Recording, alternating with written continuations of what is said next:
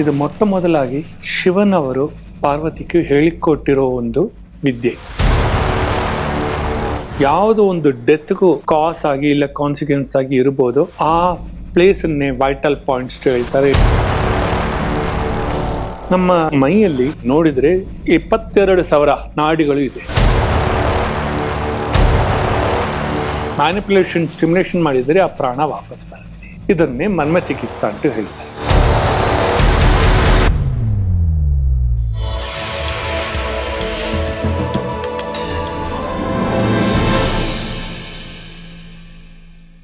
ನಮಸ್ಕಾರ.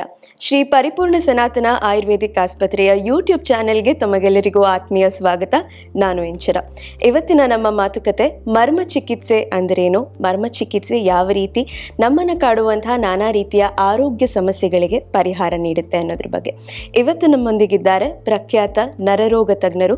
ಹಲವಾರು ಮೆದುಳಿನ ಕುರಿತ ಸಮಸ್ಯೆಗಳೇನಿದೆ, ಪಾರ್ಕಿನ್ಸನ್ ಆಗಿರ್ಬೋದು, ಎಪಿಲೆಪ್ಸಿ ಆಗಿರ್ಬೋದು ಇತ್ಯಾದಿಗಳ ಕುರಿತಾಗಿ ಸಂಶೋಧನೆಯನ್ನ ಮಾಡಿ ಹಲವಾರು ಪುಸ್ತಕಗಳನ್ನು ಬರೆದಿರುವ ಇಂಡಿಯಾ ಆಫ್ರಿಕಾ ಟ್ರೇಡ್ ಕೌನ್ಸಿಲ್ ಹಾಗೂ ಇಂಡಿಯಾ GCC ಟ್ರೇಡ್ ಕೌನ್ಸಿಲ್ನ ಆಯುಷ್ ಕಮಿಷನರ್ ಮತ್ತು ಶ್ರೀ ಸನಾತನ ಚಾರಿಟಬಲ್ ಟ್ರಸ್ಟ್ನ ಚೇರ್ಮನ್ ರಾದಂಥ professor doctor AV Srinivasan Swamiji ಅವರನ್ನ ಕಾರ್ಯಕ್ರಮಕ್ಕೆ ಸ್ವಾಗತಿಸ್ತಿದ್ದೇನೆ. ಸ್ವಾಮೀಜಿ, ಕಾರ್ಯಕ್ರಮಕ್ಕೆ ಸ್ವಾಗತ. ನಮಸ್ಕಾರಮ್ಮ.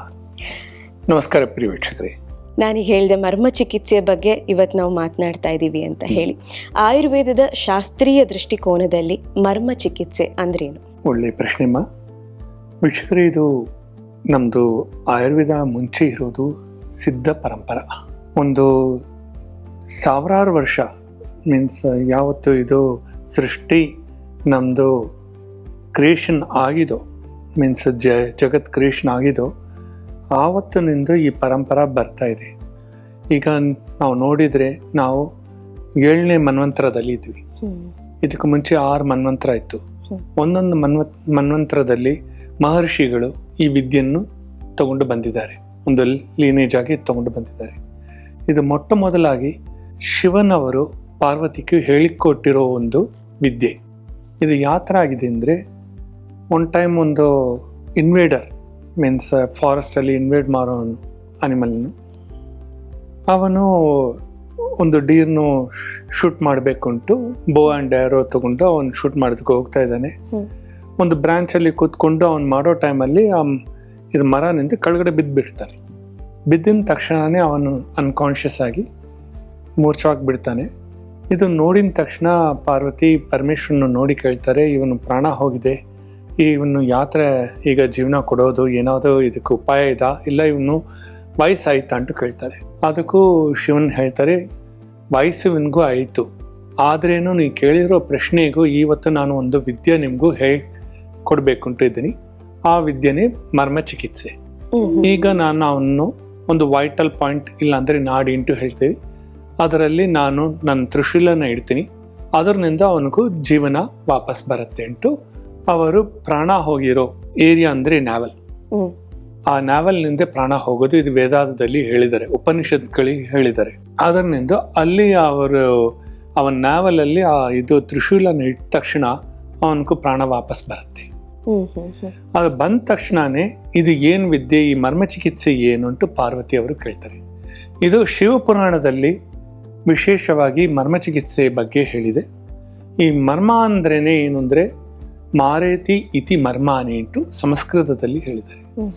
ಮಾರೇತಿ ಅಂದರೆ ಏನು, ಯಾವುದೋ ಒಂದು ಡೆತ್ಗೂ ಒಂದು ಕಾಸ್ ಆಗಿ ಇಲ್ಲ ಕಾನ್ಸಿಕ್ವೆನ್ಸ್ ಆಗಿ ಇರ್ಬೋದು, ಆ ಪ್ಲೇಸನ್ನೇ ವೈಟಲ್ ಪಾಯಿಂಟ್ಸ್ ಹೇಳ್ತಾರೆ, ಇಲ್ಲ ಅಂದರೆ ಮರ್ಮಾನಿ ಅಂದರೆ ವೈಟಲ್ ಪಾಯಿಂಟ್ಸ್ ಹೇಳ್ತಾರೆ.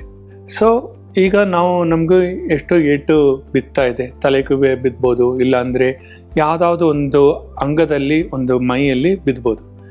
ಆ ಥರ ಆಗಿದ್ರೆ ಕೆಲವ್ರಿಗೂ ಫ್ರ್ಯಾಕ್ಚರ್ ಆಗ್ಬೋದು, ಕೆಲವ್ರಿಗೂ ಬೇರೆ ಥರ ಇಂಜುರಿ ಬರ್ಬೋದು, ಇಲ್ಲ ಅಂದರೆ ಪ್ರಾಣ ಹತ್ಯನೂ ಆಗ್ಬೋದು. ಈ ಥರ ಆಗಿದ್ರೆ ಇದಕ್ಕೂ ರಿವೈವಲ್ ಸಿಸ್ಟಮ್ ಬರಬೇಕಲ್ವಾ?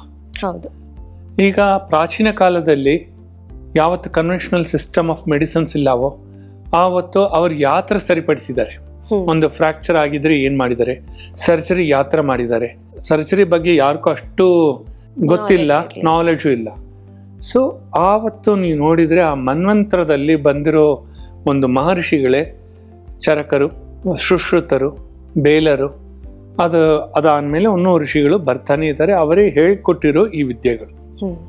ಸೊ ಇದು 5000 ಇಯರ್ಸ್ ಬಿಫೋರ್ ಟು ಕೆಲವರು ಹೇಳ್ತಾರೆ, ಕೆಲವರು 10,000 ಇಯರ್ಸ್ ಬಿಫೋರ್ ಟು ಹೇಳ್ತಾರೆ. ಬಟ್ ಇದು ಯುಗ ಯಾವತ್ತು ಶುರು ಆಗಿದೋ ಆವತ್ತೇ ಮಹರ್ಷಿಗಳು ಬಂದು ಈ ಜ್ಞಾನನ ಪಡಿಸ್ಕೊಂಡು ಅವ್ರ ಜೀವನಕ್ಕೆ ಏನು ಉದ್ಧಾರ ಆಗಬೇಕೋ ಅದನ್ನ ನೋಡಿಕೊಂಡು ಅವ್ರ ಶಿಷ್ಯರಿಗೂ ಯಾವ ಥರ ಆ ಜನರಿಗೂ ಯಾವ ಥರ ಮಾಡಬೇಕು. ಆಲ್ಮೋಸ್ಟ್ ಇದು ನೀವು ನೋಡಿದರೆ ಒಂದು 400 billion years has been past ಅಂತ ಹೇಳ್ಬೋದು. ಅದರಿಂದ ಈ ವಿಷಯ ನೀವು ಇನ್ನೂ ತಿಳ್ಕೋಬೇಕು ಅಂದರೆ ವೇದ ಓದಿದರೆ, ಋಗ್ವೇದದಲ್ಲಿ ಓದಿದರೆ ಈ ಸೃಷ್ಟಿ ಯಾವತ್ತು ಬಂದಿದೆ, ಇದು ಮೂಲ ಕಾರಣ ಯಾರು, ಇದರ ಬಗ್ಗೆ ಎಲ್ಲ ವಿಚಾರ ತಿಳಿಸಿದ್ದಾರೆ. ಈಗ ನಾವು ಮರ್ಮ ಚಿಕಿತ್ಸೆಗೂ ಬರ್ತೀವಿ. ಈಗ ಮರ್ಮ ಚಿಕಿತ್ಸೆಯಲ್ಲಿ ಪಾರ್ವತಿ ಯಾವತ್ತು ಇದು ಕೇಳಿದಾರೋ ಈ ಪ್ರಶ್ನೆ, ಈ ಮರ್ಮ ಅಂದರೆ ಏನು ಅಂದರೆ, ನಮ್ಮ ಇದು ಮೈಯಲ್ಲಿ ಕಾಯಲ್ಲಿ ನೀವು ನೋಡಿದರೆ ಒಂದು 22,000 ನಾಡಿಗಳು ಇದೆ. ಸೊ ಆ ನಾಡಿಗಳಂತೂ ಸಂಸ್ಕೃತ ಪದದಲ್ಲಿ ಹೇಳ್ತಾರೆ. ಬಟ್ ನಾವು ಕನ್ವೆನ್ಷನಲ್ ಸಿಸ್ಟಮ್ನಲ್ಲಿ ಹೋಗಿದರೆ ಅದು ಮಸಲ್ಸ್ ಇರ್ಬೋದು, ಟೆಂಡನ್ಸ್ ಇರ್ಬೋದು, ಆರ್ಟ್ರೀಸ್ ಇರ್ಬೋದು, ವೇನ್ಸ್ ಇರ್ಬೋದು, ಕ್ಯಾಪಿಲರೀಸ್ ಇರ್ಬೋದು, ಈ ಥರ ಎಲ್ಲ ಬೋನ್ಸ್ ಇರ್ಬೋದು, ಇದು ಎಲ್ಲ ಸೇರಿ ಅವರು 72,000 ನಾಡಿಷ್ಟು ಹೇಳ್ತಾರೆ, ಇಲ್ಲಾಂದರೆ ವೈಟಲ್ ಪಾಯಿಂಟ್ಸ್ ಹೇಳ್ತಾರೆ. ಅದರಲ್ಲಿನೂ ಪ್ರಮುಖವಾಗಿ 108 ವೈಟಲ್ ಪಾಯಿಂಟ್ಸ್ ಇದೆ. ಅದು ರೀಪ್ರೊಡಕ್ಟಿವ್ ಆರ್ಗನ್ ವೈಟಲ್ ಪಾಯಿಂಟ್ನ ಬಿಟ್ಟು 107 ವೈಟಲ್ ಪಾಯಿಂಟ್ಸು. ಅದರಲ್ಲಿ ನಾವು ಸ್ಟಿಮ್ಯುಲೇಷನ್ ಮಾಡಿದರೆ ಯಾವುದೇ ಒಂದು ಬ್ಲಡ್ ಅಬ್ಸ್ಟ್ರಕ್ಷನ್ಸ್ ಒಂದು ಆರ್ಟ್ರೀಸಲ್ಲಿ ಇದ್ದರೆ, ಯಾವುದೇ ಒಂದು ನಾಡಿಗಳಿಲ್ಲದಿದ್ದರೆ ಅದು ಸರಿ ಹೋಗುತ್ತೆ. ಈಗ ಯಾವುದೇ ಒಂದು ಪೇಷಂಟ್ ತಗೊಳ್ತೀವಿ, ಏನೋ ಒಂದು ತಿಂಡಿ ವಿಚಾರನೇ ಇರಲಿ, ಅವರಿಗೂ ಲೈಫ್ ಸ್ಟೈಲ್ ಹ್ಯಾಬಿಟ್ಸ್ ಸರಿ ಇಲ್ಲ, ಜಂಕ್ ಫುಡ್ಸ್ ತಿಂತಾ ಇರ್ತಾರೆ. ಅದರಿಂದ ಏನಾಗುತ್ತೆ, ಕೊಲೆಸ್ಟ್ರಾಲ್ ಫಾರ್ಮ್ ಆಗುತ್ತೆ, ಇಂಡೈಜೆಷನ್ ಆಗುತ್ತೆ, ಕೊಲೆಸ್ಟ್ರಾಲ್ ಫಾರ್ಮ್ ಆಗುತ್ತೆ. ಅದು ಬ್ಲಡ್ ಅಬ್ಸ್ಟ್ರಕ್ಷನ್ಸ್ ನಿಮಗೂ ಆರ್ಟ್ರೀಸಲ್ಲಿ ಪ್ರೊಡ್ಯೂಸ್ ಆಗುತ್ತೆ. ಅದು ಯಾವುದು ಆರ್ಟ್ರೀಸ್? ಮೇನ್ಲಿ ನೀವು ನೋಡಿದರೆ ನಮ್ಮ ಹಾರ್ಟ್ ಚಾಂಬರ್ಸಲ್ಲಿ 4 ವಾಲ್ವ್ಸ್ ಇದೆ. ಅದರಲ್ಲಿ ಪಲ್ಮನರಿ ಆರ್ಟ್ರಿ, ಕೊರೊನರಿ ಆರ್ಟ್ರಿ ಅಂತ ಇದೆ. ಇದು ಬಿಟ್ಟು ರೈಟ್ ವೆಂಟ್ರಿಕಲ್ಸ್, ಲೆಫ್ಟ್ ವೆಂಟ್ರಿಕಲ್ಸ್ ಇದೆ. ಈ ಆರ್ಟ್ರೀಸಲ್ಲಿ ಯಾವತ್ತು ಬ್ಲಡ್ ಕೊಲೆಸ್ಟ್ರಾಲ್ ಸ್ಟಾರ್ಟ್ ಆಗಿಬಿಡತ್ತೋ, ಅದು ಟ್ರೈಗ್ಲಿಸರೈಡ್ಸ್ ಆಗಿ ಬಂದು ಅಲ್ಲಿ ಅಬ್ಸ್ಟ್ರಕ್ಷನ್ಸ್ ಆಗಿಬಿಡುತ್ತೋ, ಅದು ಒಂದು ಫ್ಯೂಚರ್ ಸ್ಟೇಟಲ್ಲಿ ಕಾರ್ಡಿಯಕ್ ಅರೆಸ್ಟ್ ಆಗಿ ಬರ್ಬೋದು. ಆಯಿತಾ? ಸ್ಟಾರ್ಟಿಂಗಲ್ಲಿ ಒಂದು ಎಥ್ರೋಸ್ಕ್ಲೆರೋಸಿಸ್ ಹೇಳ್ತೀವಿ, ಅದಾದಮೇಲೆ ಅದು ಕಾರ್ಡಿಯಕ್ ಅರೆಸ್ಟ್ ಆಗಿ ಆಗ್ಬೋದು. ಸೊ ಈ ವಿಚಾರನಿಂದ ಈ ಅಬ್ಸ್ಟ್ರಕ್ಷನ್ಸನ್ನು ಯಾವ ಥರ ತೆಗಿಬೋದು, ಇದು ಒಂದು ಮರ್ಮನಾಡಿ ಇದೆ. ಇದಕ್ಕೂ ಮರ್ಮನಾಡಿ ಅಂದರೆ ಏನು? ನಮ್ಮ ಪಾದದಲ್ಲಿ ನೀವು ನೋಡಿದರೆ ಡಾರ್ಸಲ್ ಆರ್ಟ್ರಿಸ್ಟ್ ಇದೆ ಒಂದೊಂದು ಬೆರಳಲ್ಲಿ. ಅದು ಮಧ್ಯ ಬೆರಳಲ್ಲಿ ನೀವು ನೋಡಿದರೆ ಈ ಪಲ್ಮನರಿ ಆರ್ಟ್ರಿ, ಕರೋನರಿ ಆರ್ಟ್ರಿಗೂ ವೇನ್ಸ್ ಕನೆಕ್ಟೆಡ್ ಆಗಿದೆ. ಆಯ್ತಾ? ವೇನ್ಸು ಅದೇ ಥರ ಟೆಂಡನ್ಸು, ಕ್ಯಾಪಿಲರೀಸ್ ಎಲ್ಲ ಕನೆಕ್ಟ್ ಆಗಿದೆ. ಸೊ ಅಲ್ಲಿ ಪ್ರೆಷರ್ ಕೊಟ್ಟರೆ ಅದು ಇಲ್ಲಿ ಟಾಕ್ಸಿನ್ಸ್ ಬರ್ನ್ ಆಗಿ ಬೇವರ ಥರ ಬರುತ್ತೆ. ಇದು ಒಂದು ಬ್ಲಡ್ ಅಬ್ಸ್ಟ್ರಕ್ಷನ್ಸ್ನು ಕ್ಲಿಯರ್ ಮಾಡುತ್ತೆ.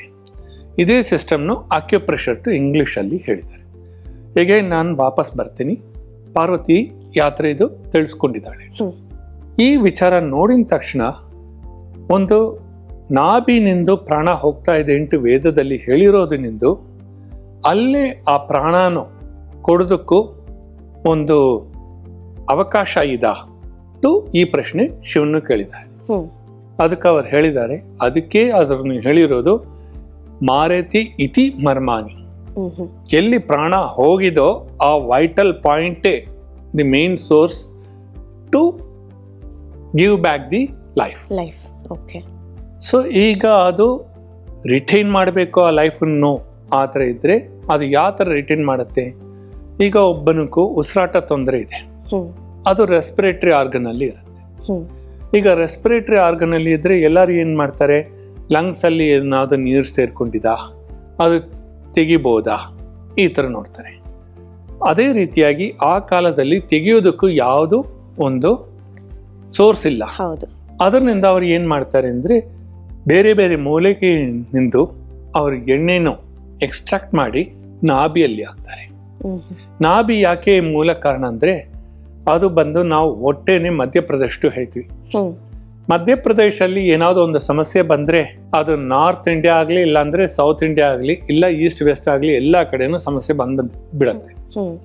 ಇದೇ ರೀತಿಯಾಗಿ ಒಂದು ಮಧ್ಯಭಾಗ, ಶರೀರ ಮಧ್ಯಭಾಗ ಥೊರಾಸಿಕ್ ರೀಜೆಂಟ್ ಹೇಳೋದಲ್ಲಿ ಆ ನ್ಯಾವಲಲ್ಲಿ ಏನಾದರೂ ಒಂದು ಸಮಸ್ಯೆ ಬಂದರೆ, ನಿಮ್ಮ ಹೊಟ್ಟೆ ಸಮಸ್ಯೆ ಬಂದರೆ ಗಟ್ಸ್ ಪ್ರಾಬ್ಲಮ್ ಶುರು ಆಗುತ್ತೆ.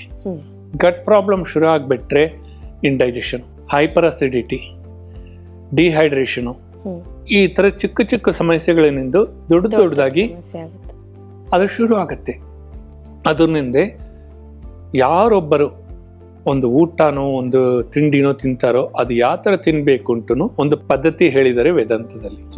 ಅದು ಏನಂದ್ರೆ, ಬೆಳಿಗ್ಗೆ ಎದ್ದ ತಕ್ಷಣ ಚೆನ್ನಾಗಿ ತಿನ್ನಿ, ತೊಂದರೆ ಇಲ್ಲ. ಮಧ್ಯಾಹ್ನಕ್ಕೂ ಅದು ಅರ್ಧ ಮಾಡಿ, ರಾತ್ರಿಗೂ ಅದಕ್ಕೂ ಅರ್ಧ ಮಾಡಿ, ಇಲ್ಲಾಂದ್ರೆ ಬಿಟ್ಬಿಡಿ. ಇದು ನಾರ್ಮಲ್ ಜೀವನದಲ್ಲಿ ನಡೆಯೋದು. ಆ ಥರ ತಿಂದ್ರೆ ಆರೋಗ್ಯವಾಗಿ ಇರ್ಬೋದು. ಕೆಲವರು ಏನ್ ಮಾಡ್ತಾರೆ ಅಂದ್ರೆ ತಿಂತಾನೇ ಇರ್ತಾರೆ. ತಿಂತ ಅದು ಏನಾಗತ್ತೆ, ನಿಮ್ಗೂ ಇನ್ಸುಲಿನ್ ಪ್ರೊಡ್ಯೂಸ್ ಆಗ್ತಾನೆ ಇರುತ್ತೆ. ಅದು ಡೈಜೆಷನ್ ಮಾಡೋದಕ್ಕೂ ಇರಲ್ಲ, ಬಟ್ ನೀವು ಆಗ್ತಾನೆ ಇದ್ದೀರಾ. ಪ್ಯಾನ್ಕ್ರಿಯಾಸ್ ಏನ್ ಮಾಡುತ್ತೆ, ಇನ್ಸುಲಿನ್ ಪ್ರೊಡ್ಯೂಸ್ ಮಾಡುತ್ತೆ. ಆವತ್ತು ಎಕ್ಸಸ್ ಇನ್ಸುಲಿನ್ ಪ್ರೊಡ್ಯೂಸ್ ಆಗಿಬಿಟ್ರೆ ಬ್ಲಡ್ ಸೆಲ್ಸ್ ಅಬ್ಸರ್ವ್ ಆಗಲ್ಲ. ಅದು ಏನಾಗುತ್ತೆ, ಡಯಾಬಿಟಿಕ್ ಅಲ್ಲಿ ಗೆಸ್ಟೇಷನಲ್ ಟೈಪ್ 1 ಟೈಪ್ 2 ಹೋಗುತ್ತೆ. ಆಯ್ತಾ? ಅದರಿಂದ ಇದು ತಿನ್ನೋದನ್ನು ಕಡಿಮೆ ಮಾಡಿಂಟು ಇವರು ಋಷಿಮುನಿಗಳು ಹೇಳಿದ್ದಾರೆ. ಅದೇ ರೀತಿಯಾಗಿ ಇನ್ನೊಂದು ಪದ್ಧತಿಯಲ್ಲಿ ನಾವು ಹೇಳ್ತೀವಿ ಅಂದ್ರೆ, ಒಬ್ಬನು ಒಂದು ಯೋಗಿಯಾಗಿ ಇರಬೇಕು ಅಂದ್ರೆ 1 ಸತಿ ತಿಂದ್ರೆ ಅವನ್ ಯೋಗಿ, 2 ಸತಿ ತಿಂದ್ರೆ ಭೋಗಿ, 3 ಸತಿ ತಿಂದ್ರೆ ರೋಗಿ, 4 ಸತಿ ಎದ್ದು. ಅದರಿಂದ ಈ 4 ಸತಿ ತಿನ್ನೋದು ಬಿಟ್ಟು ತಿನ್ನೋದನ್ನೇ ಸ್ವಲ್ಪ ಬಿಟ್ಟಿದ್ರೆ ಅದು ಒಳ್ಳೇದು. ಎಷ್ಟು ನೀರಲ್ಲಿ ಇರ್ತಿರೋ, ಎಷ್ಟು ಆಕ್ಸಿಜನ್ ಅಲ್ಲಿ ಇರ್ತಿರೋ ಅಷ್ಟು ಆರೋಗ್ಯ ಚೆನ್ನಾಗಿರುತ್ತೆ. ಸೊ ಆ ಮರ್ಮ ಸ್ಥಾನದಲ್ಲಿ ಈಗ ಅವನ್ ಅನಿಮಲ್ನು ಹಂಟ್ ಮಾಡಿ ಅವನು ತಿಂದಿದ್ದಾನೆ ಬೇಡನು. ಅದರಿಂದ ಅದು ತಿನ್ಬೇಕುಂಟು ಇಷ್ಟು ದಿನ ತಿನ್ಕೊಂಡು ಬಂದಿರೋದನಿಂದ ಕೊನೆಗೆ ಅವನ್ ತಿನ್ಬೇಕುಂಟು ಅದು ಹಂಟ್ ಮಾಡೋದಕ್ಕೂ ಹೋಗಿ ಅವನ್ ಕೊಲೆಸ್ಟ್ರಾಲ್ ಜಾಸ್ತಿ ಆಗಿರೋದನಿಂದ ಅವನ್ ಅನ್ಕಾನ್ಶಿಯಸ್ ಆಗ್ಬಿಟ್ಟಿದ್ದಾನೆ. ಕೆಳಗಡೆ ಬಿದ್ಬಿಟ್ಟು ಅನ್ಕಾನ್ಶಿಯಸ್ ಆಗ್ಬಿಟ್ಟಿದ್ದಾನೆ. ಕೆಳಗಡೆ ಬಿದ್ದೋದಕ್ಕೆ ಕಾರಣ ಏನು, blood obstructions in the brain cells, blood obstructions in the ಅಯೋಟಾ.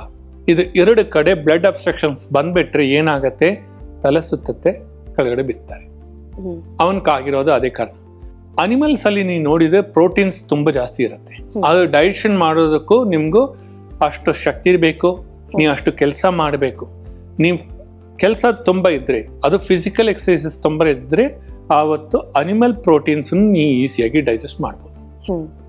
ಅದು ಅವನಿಗೆ ಕೆಲಸ ಇಲ್ಲ, ಬೇರೆ ಏನು ಕೆಲಸ ಇದೆ, ಹಂಟ್ ಮಾಡೋದು ತಿನ್ನೋದು. ಆ ಕಾಲದಲ್ಲಿ ಅಷ್ಟೇ, ಮಿಕ್ಕ ಟೈಮ್ ಧ್ಯಾನ ಮಾಡ್ತಾರೋ ಬೇರೆ ಏನಾದ್ರು ಕೆಲಸ ಮಾಡ್ತಾರೋ ಚಿಕ್ಕ ಕೆಲಸ ಮಾಡ್ಬೋದು. ಈ ಥರ ಇದ್ದಿರೋದು ನಿಂದು ಆ ಸ್ಟ್ರೋಕ್ ಓಡಿಸಿ ಅವನ ಕೆಳಗಡೆ ಬಿದ್ದ ಮೇಲೆ ಎಲ್ಲಿ ಅವನಿಗೆ ಪ್ರಾಣ ಹೋಗಿದೋ ಅಲ್ಲೇ ಆ ಪಾಯಿಂಟಲ್ಲಿ, ಆ ನಾಭಿಯಲ್ಲೇ ಅವರು ತ್ರಿಶೂಲನ ಇಟ್ಟು ಅವನಿಗೂ ಪ್ರಾಣ ಕೊಟ್ಟಿದ್ದಾರೆ. ತ್ರಿಶೂಲನ ಇಟ್ಟು ಪ್ರಾಣ ಕೊಡೋದಂದ್ರೆ ಏನು, ತ್ರಿಶೂಲ ಆ ಪಾಯಿಂಟ್ ಅಲ್ಲಿ ಬಿದ್ದಿದ್ರೆ ಆ ಪ್ರೆಷರ್ ಬೀಳುತ್ತೆ. ಪ್ರೆಷರ್ ಬಿದ್ದರೆ ಎಲ್ಲಿ ಅಬ್ಸ್ಟ್ರಕ್ಷನ್ ಆಗಿದೋ, ಎಲ್ಲ ಬ್ಲಡ್ ವೆಸಲ್ಸ್ ಅಲ್ಲಿ ಎಲ್ಲೆಲ್ಲ ಅಬ್ಸ್ಟ್ರಕ್ಷನ್ ಆಗಿದೋ ಅದು ಓಡಾಡೋದಕ್ಕೂ ಶುರು ಆಗಿದೆ. ಅದರಿಂದ ಪೋರ್ಸ್ನಿಂದ, ಎಲ್ಲ ಪೋರ್ಸ್ನಿಂದ, ಕೈ ಕಾಲು ಎಲ್ಲ ಪೋರ್ಸ್ನಿಂದನೂ ದೇವರ ತರ ಇಚ್ಛೆ ಬಂದಿದೆ. ಆ ಬ್ಲಡ್ ಅಬ್ಸ್ಟ್ರಕ್ಷನ್ಸ್ ಈಗ ಸ್ಟಿಮ್ಯುಲೇಷನ್ ಆಯ್ತು. ಆ ಸ್ಟಿಮ್ಯುಲೇಟ್ ಆಗಿರೋದ್ರಿಂದ ಅವನಿಗೆ ಪ್ರಾಣ ವಾಪಸ್ ಬಂತು. ಆಯ್ತಾ? ಇದೇ ರೀತಿನೇ ಇಂಗ್ಲಿಷ್ ಅಲ್ಲಿ ಅಕ್ಯುಪ್ರೆಷರ್ ಹೇಳ್ತಾರೆ. ಈಗ ಪಾರ್ವತಿ ಹೇಳಿರೋದು ಗೊತ್ತಾಯ್ತಾ, ಅವ್ರಿಗೆ ಅರ್ಥ ಆಯ್ತಲ್ವಾ? ಈ ಮರ್ಮ ಚಿಕಿತ್ಸೆನು ನೆಕ್ಸ್ಟ್ ಪದ್ಧತಿಯಲ್ಲಿ ಸುಬ್ರಹ್ಮಣ್ಯಕ್ಕೂ ಕಾರ್ತಿಕೇಯಕ್ಕೂ ಪಾರ್ವತಿ ತನ್ನ ಮಗನಕ್ಕೂ ಹೇಳಿಕೊಟ್ಟಿದ್ದಾರೆ. ಇದೇ ಮರ್ಮ ಚಿಕಿತ್ಸೆ. ಇದರಿಂದ ಒಂದು ಪ್ರಾಣ ಯಾತ್ರ ಹೋಗತ್ತೋ, ಒಂದು ವೈಟಲ್ ಪಾಯಿಂಟ್ ಅಲ್ಲಿ ಏನಾದ್ರು ಏಟ್ ಬಿದ್ದರೆ ಯಾತ್ರ ಪ್ರಾಣ ಆಗುತ್ತೋ ಅದೇ ವೈಟಲ್ ಪಾಯಿಂಟ್ ಅಲ್ಲಿ ಮ್ಯಾನಿಪುಲೇಷನ್ ಸ್ಟಿಮ್ಯುಲೇಷನ್ ಮಾಡಿದರೆ ಆ ಪ್ರಾಣ ವಾಪಸ್ ಬರುತ್ತೆ. ಆಯ್ತಾ? ಇದನ್ನೇ ಮರ್ಮ ಚಿಕಿತ್ಸಾ ಅಂತ ಹೇಳಿದ್ದಾರೆ. ಸ್ವಾಮೀಜಿ, ಮರ್ಮ ಚಿಕಿತ್ಸೆ ಅನ್ನೋದು ಶುರುವಾಗಿದ್ದು ಯಾವಾಗ, ಹೇಗೆ ಅನ್ನೋದ್ರ ಬಗ್ಗೆ ಅದ್ಭುತವಾಗಿ ತಿಳಿಸ್ಕೊಟ್ರಿ. ಧನ್ಯವಾದಗಳು. ಧನ್ಯವಾದಮ್ಮ. ಧನ್ಯವಾದ ವೀಕ್ಷಕರಿಗೆ. ನೋಡಿದ್ರಲ್ಲ ವೀಕ್ಷಕರೇ, ಮರ್ಮ ಚಿಕಿತ್ಸೆ ಅಂದ್ರೆ ಏನು, ಶಿವ ಪಾರ್ವತಿಗೆ, ಪಾರ್ವತಿ ಸುಬ್ರಹ್ಮಣ್ಯನಿಗೆ ಯಾವಾಗ ಮರ್ಮ ಚಿಕಿತ್ಸೆಯ ಬಗ್ಗೆ ತಿಳಿಸ್ಕೊಟ್ಟಿದ್ದು, ಹಾಗೆ ಈ ಮರ್ಮಕ್ಕೂ ಪ್ರಾಣಕ್ಕೂ ಇರುವಂತಹ ಸಂಬಂಧ ಏನು ಅನ್ನೋದ್ರ ಬಗ್ಗೆ ಸಂಕ್ಷಿಪ್ತವಾಗಿ ನೀವು ಇವತ್ತು ತಿಳ್ಕೊಂಡಿದ್ದೀರಾ. ಇನ್ನು ಮುಂದುವರೆದ ಭಾಗವನ್ನ ಮುಂದಿನ ಒಂದು ಸೆಗ್ಮೆಂಟ್ ಅಲ್ಲಿ ತಿಳ್ಕೊಳ್ಳೋಣ ಅಂತ ಹೇಳ್ತಾ ನಮಸ್ಕಾರ.